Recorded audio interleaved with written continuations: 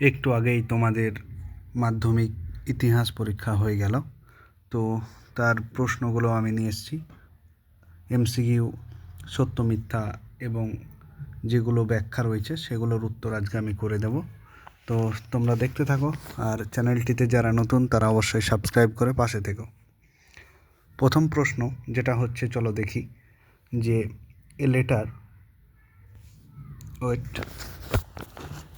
Letters from a father to his daughter, এই গ্রন্থে মোট চিঠির সংখ্যা কয়টি? সেটা হচ্ছে 30টি। গ উত্তর। আর আজকে স্কুল বোর্ডের হয়ে গেল, আগামীকাল, কাল বলছি, সামনে সোমবারে হয়তো মাদ্রাসা বোর্ডের রয়েছে। তোমরা এই প্রশ্নটা দেখতে পারো, তোমাদের জন্য কিন্তু খুবই উপকারী হবে। এখান থেকে অনেক প্রশ্ন কমন পেয়ে যেতে পারো। 2 নম্বর, জীবনস্মৃতি গ্রন্থটি কে লিখেছেন? জীবনস্মৃতি গ্রন্থটি হচ্ছে রবীন্দ্রনাথের। চলো 3 নম্বর দেখি, রাজা রামমোহন রায় ব্রাহ্মসভা প্রতিষ্ঠা করেন কত সালে? 1828 সালে। ঘয়েরটা উত্তর হয়ে যাবে। চলো পরবর্তী দেখি। বামাবোধিনী পত্রিকার সম্পাদককে? বামাবোধিনী পত্রিকার সম্পাদক হলেন উমেশচন্দ্র। গয়েরটি উত্তর হয়ে যাবে। তারপর দেখো, কলকাতা যে মেডিকেল কলেজ প্রতিষ্ঠিত হয় কত সালে? সেটা হচ্ছে 1835 সালে। গয়েরটা। এরপর দেখো 6 নম্বর, ভারতের প্রথম উপনিবেশিক অরণ্য আইন প্রণীত হয় কত সালে? সেটা হচ্ছে 1865 সালে। চলো পরে দেখি, যে গয়া মুন্ডা অন্যতম নেতা ছিল কোল বিদ্রোহের। 8 নম্বর, 19 শতককে সভা সমিতির যুগ বলেছেন কে? সেটা হচ্ছে ডক্টর অনিল শীল। এরপর দেখো, বন্দে মাতরম সঙ্গীতটি কে রচিত হয় কত সালে? সেটা হচ্ছে তোমার অপশন উত্তরটি 1875 সাল। ভারত সভা প্রতিষ্ঠিত হয় 1876 সালে। চলো পরবর্তী কোশ্চেন দেখি আমরা। বসু বিজ্ঞান মন্দির প্রতিষ্ঠা করেন কে? না জগদীশচন্দ্র বোস। 12 নম্বর দেখো, ভারতে হাফ-টোন প্রিন্টিং পদ্ধতি প্রবর্তন করেন কে? সেটা হচ্ছে উপেন্দ্র কিশোর রায়চৌধুরী। পরবর্তী প্রশ্ন, নিখিল ভারত ট্রেড ইউনিয়ন কংগ্রেসের প্রথম সভাপতি কে ছিলেন? সেটা হচ্ছে লালা লাজপত রায়। 14 নম্বর, বারদৌলি সত্যাগ্রহ আন্দোলন হয়েছিল কোথায়? গুজরাটে। 15 নম্বর, দেশপ্রাণ নামে পরিচিত ছিলেন কে? বীরেন্দ্রনাথ শাসমল। 16 নম্বর, দুকড়ি বালা দেবী যুক্ত ছিলেন ভারত ছাড় আন্দোলনে, এটা হবে বিপ্লবী আন্দোলনে। ঠিক আছে, গয়েরটা উত্তর হয়ে যাবে। পরেরটা দেখো, কনকলতা বড়ুয়া শহীদ হন, এটা ভারত ছাড় আন্দোলনে। ঠিক আছে, চলো আমরা পরবর্তী কোশ্চেন দেখব। যারা চ্যানেলটিতে নতুন অবশ্যই সাবস্ক্রাইব করে পাশে থেকো। 18 নাম্বার হচ্ছে, হরিজন, দলিতদের হরিজন আখ্যা দিয়েছিলেন কে? সেটা হচ্ছে গান্ধীজি। ঘয়েরটা। 19 নম্বর, ভারতীয় সেনাবাহিনী গোয়া দখল করেন কত সালে? সেটা উত্তর হয়ে যাবে অপশন গ, 1961 সালে। এরপর দেখো, হরি সিং কোথাকার রাজা ছিলেন? হরি সিং ছিলেন কাশ্মীরের রাজা। এরপর দেখো, যে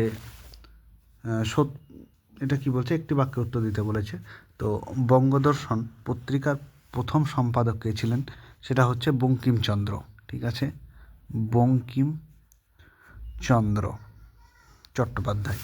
তারপর দেখো, দেবেন্দ্রনাথ ঠাকুর কত খ্রিস্টাব্দে ব্রাহ্ম সমাজে যোগ দেন? সেটা হচ্ছে 1843 সালে। পরবর্তী প্রশ্ন, মিরাট ষড়যন্ত্র মামলা কবে শুরু হয়?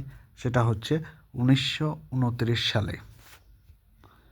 পরবর্তী প্রশ্ন, মতুয়া ধর্মমতের প্রতিষ্ঠাতা কে ছিল? সেটা হচ্ছে হরিচাঁদ ঠাকুর। কি লিখবে? হরিচাঁদ ঠাকুর। তোমাদের আনসারগুলো সব মিলিয়ে নাও। চলো পরবর্তী দেখি, ঠিক না ভুল। প্রথম প্রশ্ন বলেছে যে বিপিনচন্দ্র পালের জীবনীমূলক গ্রন্থের নাম 70 বছর। হ্যাঁ, যেটা আত্মজীবনী, অবশ্যই এটা সত্য। দ্বিতীয় বলেছে প্রথম ভারতীয় শব ব্যবচ্ছেদকারী হলেন মধুসূদন দত্ত, এটা মিথ্যা।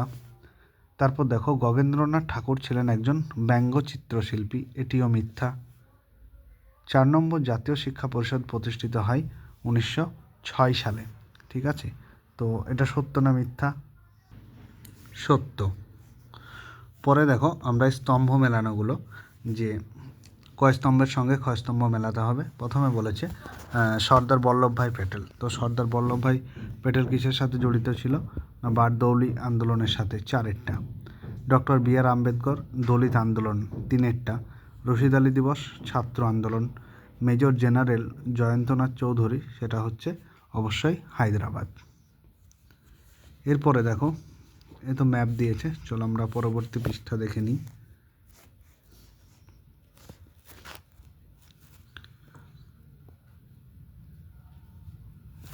শূন্যস্থানগুলো আমরা দেখব, চলো। শূন্যস্থানগুলো তো দৃষ্টিহীনদের জন্য, আমরা ব্যাখ্যাগুলো দেখব। ব্যাখ্যা কি দিয়েছে যে প্রথমত এদেশের পাশ্চাত্য শিক্ষা বিস্তারে স্যার চার্লস উডের শিক্ষা সংক্রান্ত নির্দেশনামাটি খুবই গুরুত্বপূর্ণ। এটা উত্তর হয়ে যাবে। তিনি ছিলেন কোম্পানির বোর্ড অফ কন্ট্রোলের সভাপতি, দুয়েরটা। তারপর দেখো দুয়েরটা কি বলেছে যে ভারতের ঔপনিবেশিক ব্রিটিশ সরকার অরণ্য আইন প্রবর্তন করেছিলেন। তো এটা তিনেরটা হয়ে যাবে, কারণ এই আইনের উদ্দেশ্য ছিল ব্রিটিশ সাম্রাজ্যবাদী স্বার্থটা চরিতার্থ করা। 3 নম্বর দেখো আচার্য প্রফুল্লচন্দ্র রায় ছিলেন এদেশে বিজ্ঞান ও কারিগরি শিক্ষার অন্যতম পথিকৃৎ। তার কারণ হচ্ছে তিনি ছিলেন বিজ্ঞান বিষয়ে নোবেল পুরস্কার জয়ী প্রথম ভারতীয়। ঠিক আছে, সরি দুয়েরটা হবে না, এটা তিনেরটা হবে। তিনি ছিলেন বেঙ্গল কেমিক্যাল অ্যান্ড ফার্মাসিউটিক্যাল ওয়ার্কসের প্রতিষ্ঠাতা।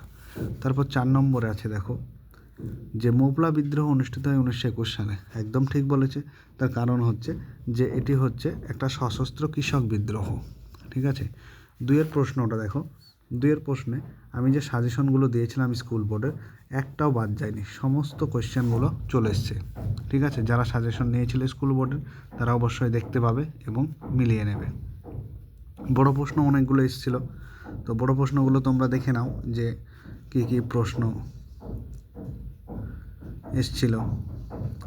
সব প্রশ্ন এবার কিন্তু সব কমন এসছিল।